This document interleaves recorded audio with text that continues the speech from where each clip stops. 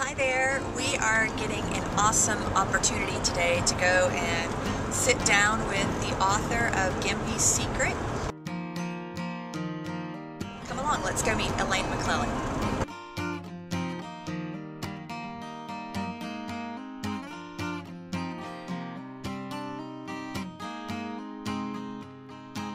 Glad to have you visit us. Come on in. We went to a party at some very close friends of ours' house. Our friends Tom and Deb invited us, and they were kind of setting us up on a little bit of a blind date with the McLellans that evening. You just have a sense of some people that you've known, you feel like you've known them forever. We met them and absolutely fell in love with them right away. One of the things that I enjoyed so much when I first met Jack and Diane was their connection with each other. How they share a life goal and their faith that they know that it will work out and that they're willing to take chances. And that was so obvious. Us. It was so us also that there was another connection there also. Yeah, you could see it, couldn't you? Oh yes, absolutely. Yeah. And it wasn't long into the conversation that we started hearing about Gimpy. And of course my curiosity was piqued and started asking questions and found out that Elaine had written this fantastic book. And we're all musicians, and we had heard Diane sing and Jack play the guitar, awesome couple, and we just clicked, and at the end of the party I was not ready to leave. And so we took a book home with us and started reading it over coffee every morning. And that's kind of how we started our day. She would sit and read to me, and we would get through a chapter, and then it would kind of go into another chapter, and yet another chapter. Yeah, we would start out just to read one or two each morning. That was our goal. And before we knew it, we couldn't put it down. So it was 3, 4, 5 chapters we would cover in the course of a morning. I think it only took us a few days to finish it. Gimpy is a character. He's a chicken with a bad leg. And he is a character that I had sort of just made up in my own mind several years ago to entertain my grandchildren and my children, and especially my husband, who has to have a Gimpy story every single night before he can go to sleep. Otherwise, he can't sleep. So Gimpy has numerous adventures, and he lives in the barnyard. He's often kicked and knocked over because of his bad leg, but he always gets up and does well. I heard something this morning that got me really upset. It's about Gimpy. He's okay. But he and his friend the goat had hooked up the cart to the goat, and they were going to be delivering the phone books that are due this week up and down the road here in Rudderville. They were going down the road and hit some ice, and they tumbled over into the ditch. Gimpy was shaken. The goat hurt his leg. They were there for the longest time until finally Farmer Jones down the road came by and helped them out, carried them off to get the wheel repaired, but they're not going to be able to make their deadline of getting the books out. Now, Gimpy makes 50 cents a day for getting these books out, and that's how he gets his corn for the winter. So he's asking everybody in the area if they would help go get some books from him and deliver them. So I think we should pack up and go help him. What do you think? Yeah, absolutely. He was the perfect character through which I could bring the message. Book, although it appears as a children's book, it's not kid stuff at all. It is designed to be read by families, in families, with families. So it bypasses age and location, because what's in the book is the truth, and it goes right to the heart. What I can tell you from my perspective, from reading it, is I think that she hit the nail on the head with the title. It is what's missing. My book is now a template for following the greatest commandment of all, I believe, is to love one another. One of the very interesting things about love is it's not initially restricted only to human interaction. It is everywhere you go. It is in the cake that you bake. It is in the work that you do. If you love your work, it shows. If you are a musician and you love your instrument, you take care of it. It shows in your work. And with us being songwriters and sharing so openly and vulnerably our hearts and the experiences that we've been through, we found a lot of connections in that book that we thought were real parallel to what we go through. And it's interesting to watch the mood change as the night goes on, and by the end of the night, it's a whole different crowd that it was when they came in the doors. I think that they're feeling the love we're pouring out, and they are receiving that, and as a result, it's just kind of growing throughout the evening, and by the end of the night, it's like we're all family. The smallest display of love is recognizable immediately by the human system. The smallest. For example, if you are at the grocery store and you're in line and you get up to the checker and the checker is busy talking to the bagger and chewing gum and not looking at you at all or recognizing that you're a human being, which we've all had that experience, there's something inside you that doesn't feel quite right. It makes you feel weird. Well, that is your system telling you that love is being violated, even at the smallest degree. You can tell when you walk into a venue or when you walk into a restaurant or when you walk into a hotel or wherever it is that we're going, you can tell immediately if there's a warm vibe and if you're welcomed and if you pick up on that love right away. And of course, the opposite of that, if you walk in and you don't feel that, there's a definite difference in the vibe. It's sort of like electricity, the system of electricity. If you violate the rules of that system, you're going to get a little shock if you violate it a little bit. Just a tiny shock, but it lets you know that you violated it. I think that I have advantages in my life by having read the book. I see my senses are sharpened. I see people for what they really are. I see mistakes that they're making, that with the information in this book, they could become much better at communicating. There would be meaningful relationships. There would be less bullying in schools, fewer divorces. Love is very much the same. The slightest violation is noticed, and it can be so severe that a huge violation of love causes families to be destroyed, homes to be destroyed, communities. It even brings down nations. So love and electricity, I like to use those two because we're all familiar with electricity as a system.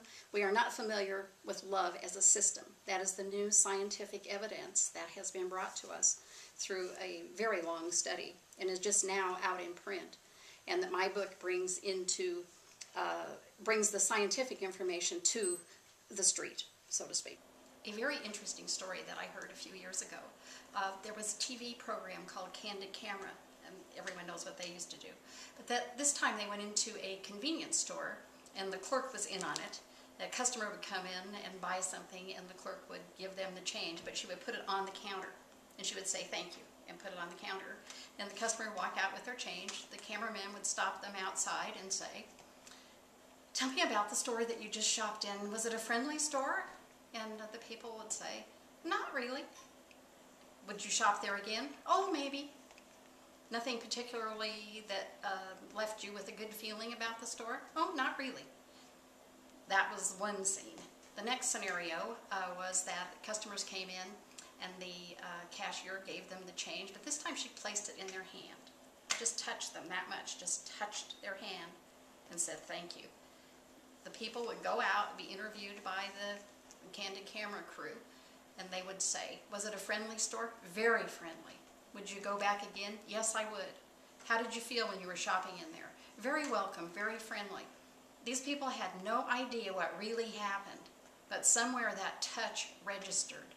It was the smallest little love at work, but it registered, and they were overwhelmingly like, "Oh wow, this is really a friendly place," just from that one touch. I think that's incredible. I had just innocently begun a job at a specialty restaurant in Denver, Colorado. It was actually called the Hungry Farmer. And I was dressed up like a little farmer's girl, a little gingham dress, and I was working in the cocktail lounge and just minding my own business when all of a sudden on the back of my neck someone planted a kiss. The tray went flying. I went screaming up to the bartender and told him to keep that banjo player away from me or I was going to quit. Oh, so it was me? It didn't work, obviously. We are, or I think we are best friends. We spend all our time together. I absolutely adore her. And I feel very fortunate that she has endured all of these years with me because I am a maniac to live with. We've had several adventures in our life, but one of the greatest of all was when we decided to leave Colorado and come to Tennessee. And the reason we decided to come here was just because we had never been here before. Our youngest child had graduated from high school, and so we were sort of footloose and fancy-free. We gathered up. We happened to have a collection of about 50 or 60 jukeboxes by this point, and we, of course, brought them with us to Music City in a great, huge 18-wheeler which circled the city until we found a place to unload them. We lived here, had museums, had jukebox museums, and then we were blessed with the raising of a grandchild. We decided to put down some roots, and we decided that we wanted to homeschool and that we wanted to have a pioneer experience. So we acquired some land here outside of in Tennessee and decided to build an authentic log home.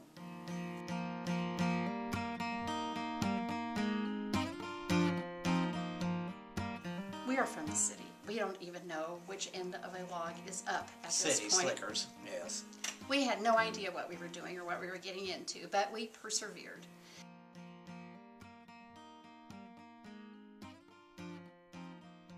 We found logs that had been in structures from pre-Civil War times. We dismantled barns and hog pens and corn cribs to get the logs.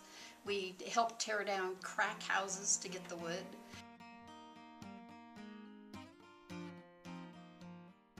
We lived in an old camper, a 1976 camper. It was a fifth wheel, right, with a grandson and a Persian cat. Named Banjo. Named Banjo. 10 years we lived like that. We thought it was absolutely wonderful. I think some people probably thought it was crazy, but we had a wonderful time. And we built a 4,000 square foot log home with our own hands. We're the crew. We did it all, except we had some help with plumbing. That's it. We did everything. These four hands. Put your hands up there. We raised every log. He wired every wire. He built every cabinet. We did it all together without ever any disagreement at all.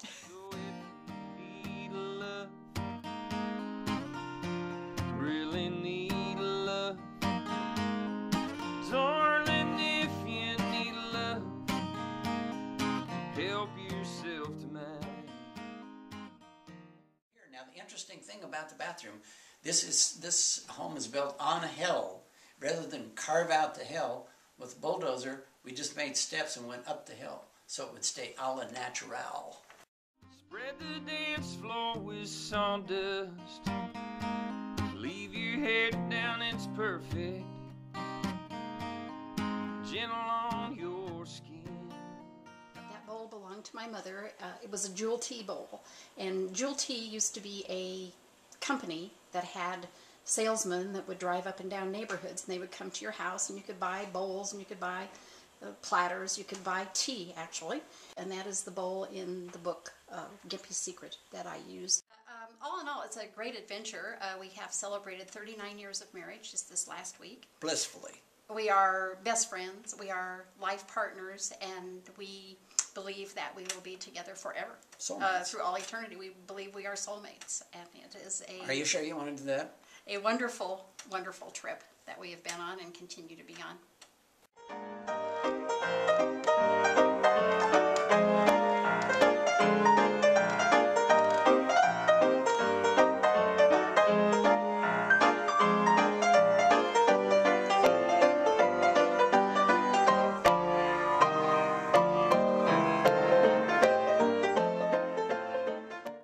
Thank you so much for coming to visit us today. It's a fun little banjo, and I love it. Hope that you love Gimpy as much as he loves you. Many blessings.